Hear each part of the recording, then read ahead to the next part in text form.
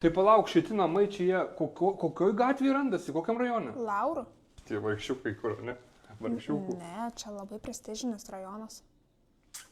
Nu tai pažiūrėk, kokio didžio langai, kiek daug šviesos įeina, o tai? Tai matau, bet tai tu norėjai pats šviesaus namo. O plaut. Kas plaus langus? Tu plaus langus. Dabar robotai gali nuplaut langus.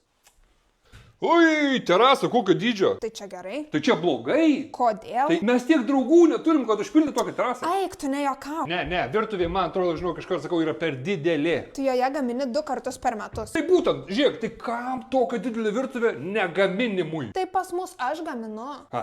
Kažkas ne.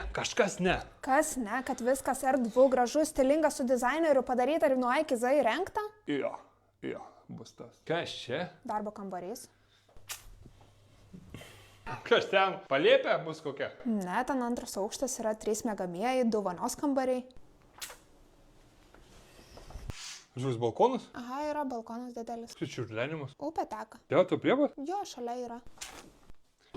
Žinojai, kad bebrai dabar yra kaip tik neršimas? Nusineš teraslentės visas.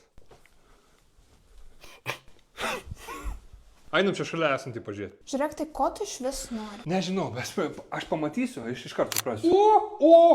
Va čia aš ir sakau. Va taip, gerai.